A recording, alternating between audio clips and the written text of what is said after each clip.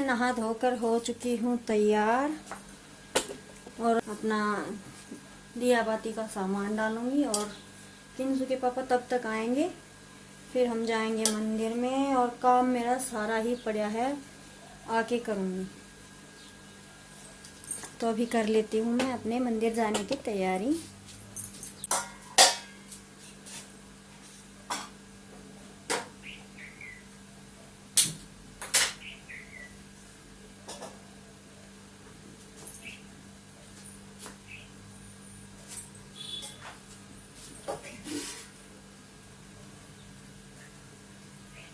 दीवार के दिन में चलाई जाएगी यार, बोरिंग कर इसकी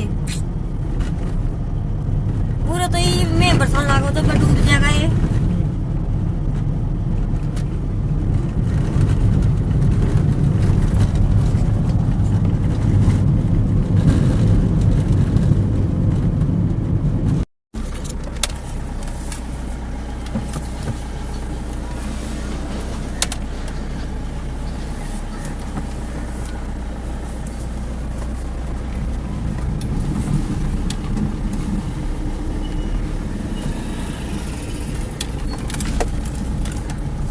तो जी अभी हम जा रहे हैं घर वापिस। घर पे पड़ा है सारा काम तो जाकर कोई तो काम करके नहावे धोवे, पूरे नहा धोकर ये भी ठाणा में झाड़ू लगावांगा, गोबर पथांगा,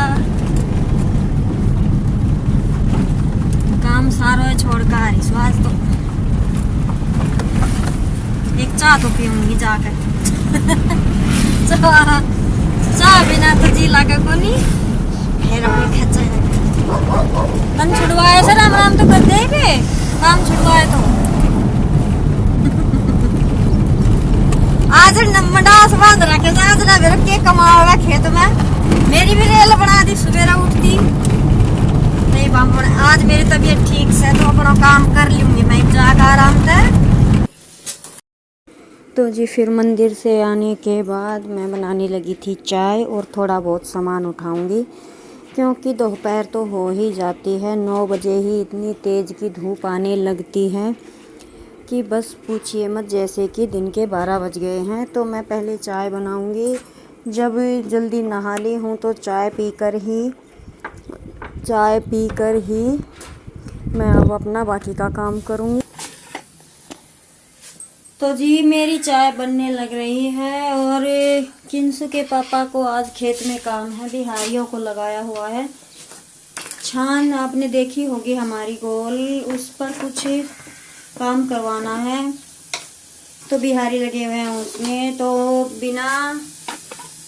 बिना उनको संभाले तो वो काम करते नहीं हैं, तो वो जाएंगे खेत में और इस वजह से सारा काम छोड़ के मैं होके आई हूँ मंदिर में।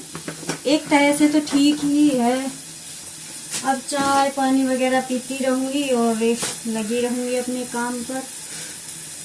काम तो घर का बस सारा दिन ही चलता रहे। और फिर चाय पीने के बाद मैं आई थी प्लाट में। भैंसों को तो बांध दिया था किंसु की दादी ने, मैं कह कर गई थी।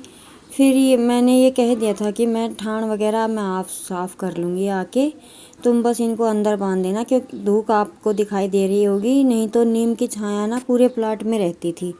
इन बंदरों ने भी बिल्कुल ये समझ लीजिए कि इस पेड़ का ही नाश करवा दिया।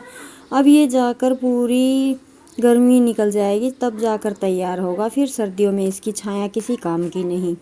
जब गर्मियाँ फिर से आएंगी तो फिर से काटना पड़ेगा। तो बस परेशान तो बहुत हैं हम इन बंदरों से, पर किया क्या जाए।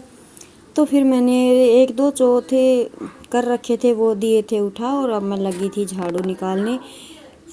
मन था आज मेरा कि गोबर के साथ युद्ध करने का, लेकिन वो भी आज भी पूरा नहीं हो पाया। कुछ ना कुछ बीच में अड़चन आ ही जाती है।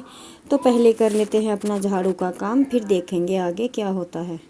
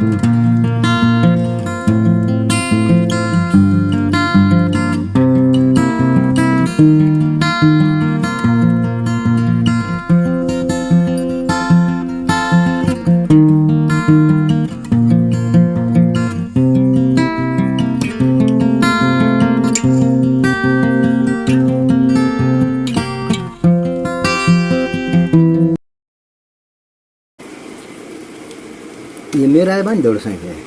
नहीं बेरो, आप पकड़ के बहुत गया था छोटा मेरे है। ख्याल में ऊपर नीचे। और फिर जैसे ही मैंने घर का काम निपटाया तो मुझे याद आया इन अंकल जी की, क्योंकि ये यहाँ के मेहमान हैं, यहाँ पर आए हुए थे, रिश्तेदार हैं। तो शाम को हमारी बात हुई थी, तो मैंने इनको शाम को बताया था कि अंकल जी मेरी एक मशीन में दिक्कत है, आप प्लीज़ इन्हें चेक करके जाइएगा।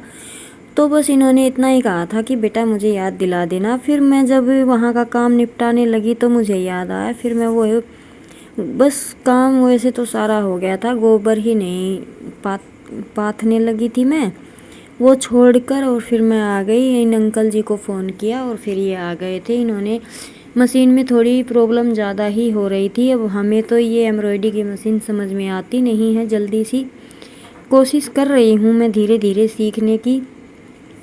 तो फिर वो अंकल जी मेरी दोनों तीनों मशीनों को देख कर और इसमें जो काम था वो सही करके गए थे।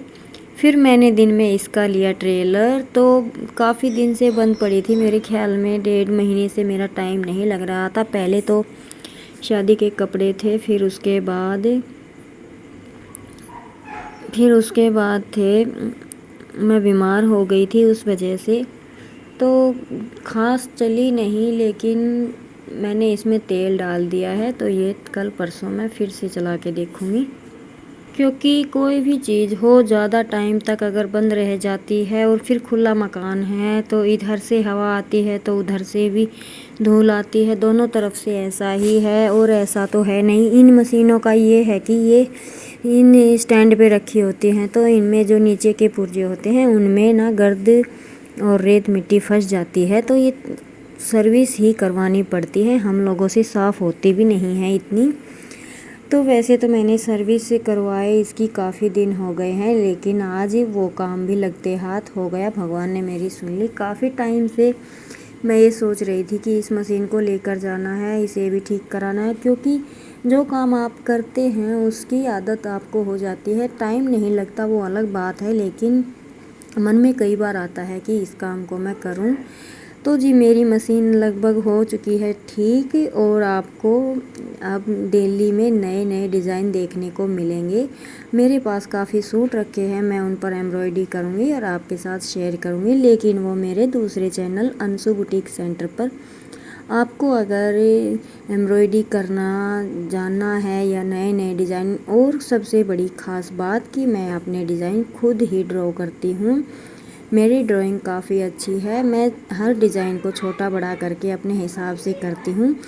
तो मिलते हैं अगली वीडियो में, क्योंकि ये वीडियो लंबी हो रही है। और प्लीज़ मेरे दूसरे चैनल को भी सब्सक्राइब कर लीजिएगा और उस पर विज़िट ज़रूर कीजिएगा। तो अगर आपके मेरे वीडियो आपको पसंद आते हैं तो ज़्यादा से ज़्यादा इसे शेयर कीजिएगा और कमेंट कीजिएगा।